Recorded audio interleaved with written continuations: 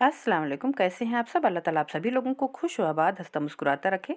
शुरू करते हैं अल्लाह ताला के नाम से जो बहुत मेहरबान निहायत रहम वाला है। आज मैं आपके लिए रसावल की रेसिपी लेके आई हूँ। इस ठंड में अगर रसावल आपने नहीं खाई तो फिर क्या खाया।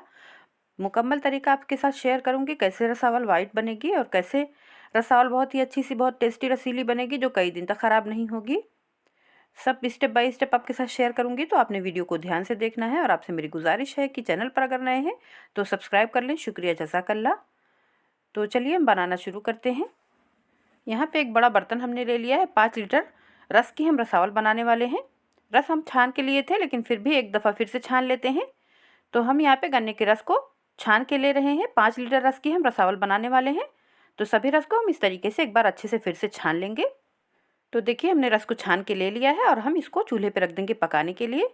शुरू में हम आँच को थोड़ा तेज़ रखेंगे, लेकिन जब पकने लगेगा, जब कुछ इस तरीके का हो जाएगा, तो फिर हम आँच को मीडियम कर देंगे। तो देखिए ऊपर काफ़ी मोटा सा झाग पड़ चुका है। मलाई की तरह ये ऊपर मोटा सा झाग पड़ जाता है। इस झाग को हमको अच्छे से एक बार साफ़ करके निकाल देना है। तो देखिए हम कुछ इस तरीके से बहुत ही ध्यान से इसको निकाल देंगे अच्छे से। हम चलाएंगे नहीं, वरना एक झाग नीचे चला जाएगा। तो हम इस तरीके से ऊपर से जितना झाग आसानी के साथ आ जाएगा, हम एक दफ़ा में उसको सब झाग को निकाल के एक बार एकदम क्लीन कर देंगे। देखिए बहुत ही अच्छे तरीके से एक बार हमने साफ़ कर लिया है। अब दूसरी दफ़ा में हम आधा कप दूध ले रहे हैं और इसको हम इस तरीके से पूरे रस में हर तरफ से डाल देंगे।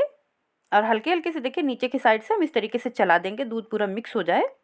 और दूध के साथ अब जो झाग बनेगा वो बकिया जिस जो इसका कालापन और जो इसकी गंदगी है सब ऊपर लेके चला आएगा। देखिए फिर से इस तरीके से मोटा सा झाग पड़ गया है। तो अब इसको भी हमने क्लीन कर लेना है बहुत ही अच्छे तरीके से। एक दफ़ा बहुत ही अच्छे से निकालने के बाद हम आज को फिर थोड़ा सा मीडियम हाई करेंगे और हम इसे लगभग 10 से 15 मिनट तक पकाएंगे।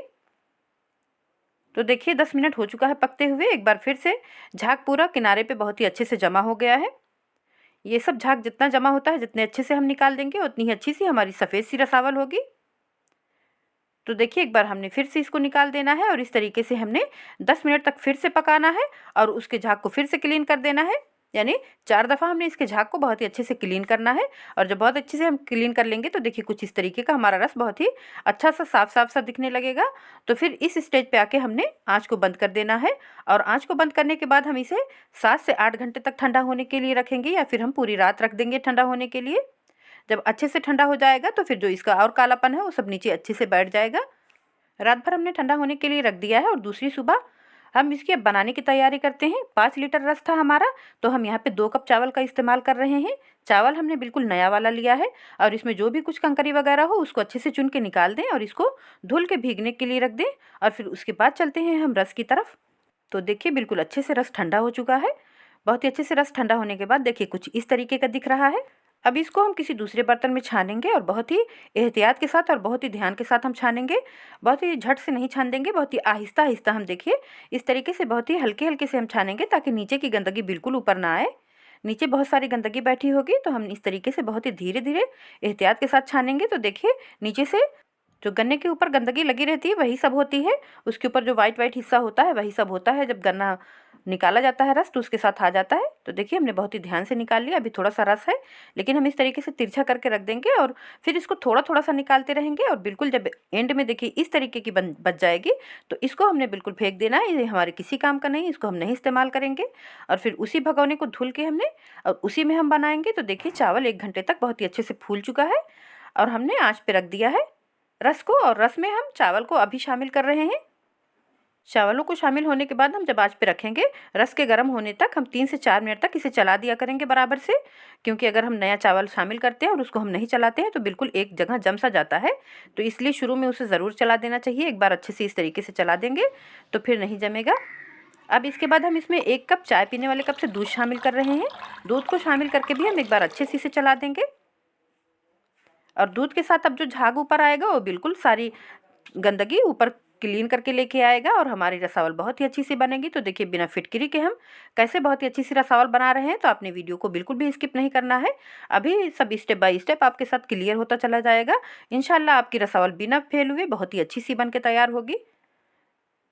तो देखिए दूध डाल के हमने बहुत ही अच्छे से चला दिया है और इस तरीके से कुछ गदला गदला सा हमारा रस दिख रहा है। अभी कुछ देर के बाद देखिएगा कितना क्लियर सा दिखने लगेगा। और उधर हमने पकने के लिए रख दिया और इधर देखिए हमने लिया है गरी। जो गरी का गोला होता है उसको हमने लिया है और आधे से थोड़ा सा हमने ज़्यादा लिया है। आप चाहें तो इस तरीके से रगड़ के उसको छील सकते हैं या फिर चाकू की मदद से छील लें, जो आपको आसान लगे वैसे छील लें। और बगैर छीले भी इस्तेमाल करना चाहें तो आप बिल्कुल कर सकते हैं। रसावल में बिना छीले भी इस्तेमाल होता है।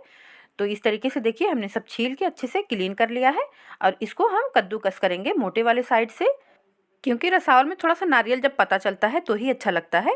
नारियल के बिना तो रसावल का मज़ा ही अधूरा रहता है। तो देखिए इस तरीके से हमने कर लिया है। अगर आपको मोटा पसंद ना हो तो आप थोड़ा सा पतला भी इसे ग्रेट कर सकते हैं।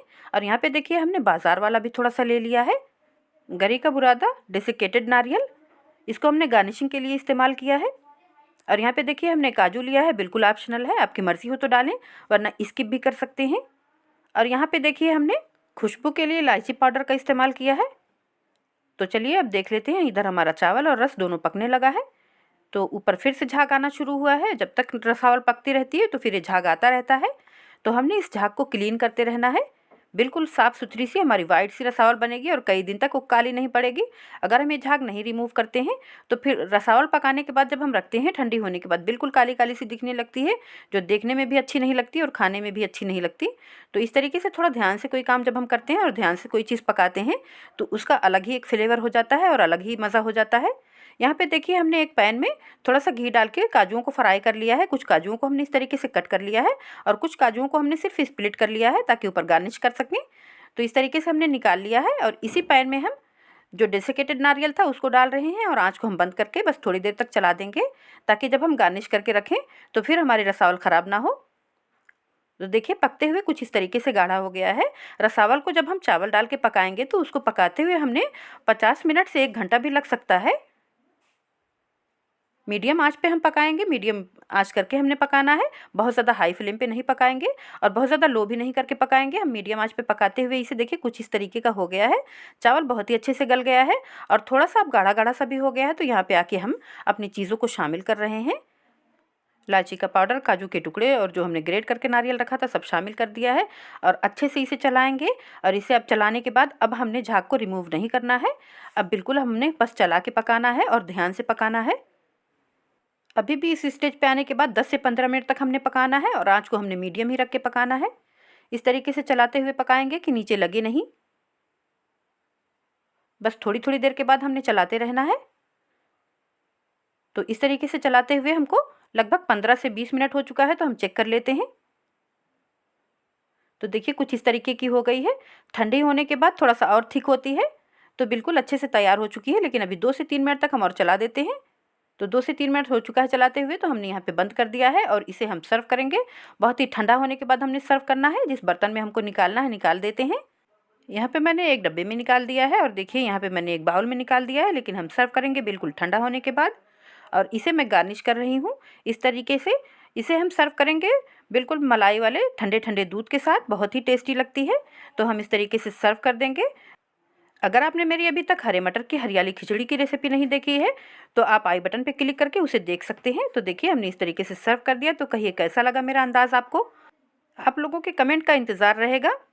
वीडियो अच्छा लगा हो तो लाइक कर दें, शेयर कर दें। और अगर इस चैनल पर नए हैं या अभी तक आपने चैनल को सब्सक्राइब नहीं किया है तो मेरी आपसे दिल से दरख्वास्त है कि चैनल को सब्सक्राइब करके अपना प्यार लाजमी दें। शुक्रिया, जज़ाकल्लाह। साथ में लगा हुआ बेल का आइकन भी प्रेस कर दें ताकि मेरी हर आने वाली वीडियो की नोटिफिकेशन सबसे पहले आपको मिल सके। अल्लाह ताला आप लोगों को जज़ाए खैर दे, आप लोगों के रिस्क में उमर बरकत अता फरमाए, आप लोगों की ज़िंदगियों में सुकून और मोहब्बत अता फरमाए। हमें भी दुआओं में याद रखें। तो चलिए मिलते हैं नेक्स्ट वीडियो में इंशाल्लाह ऐसी किसी टेस्टी और मज़े की रेसिपी के साथ। अल्लाह हाफिज़।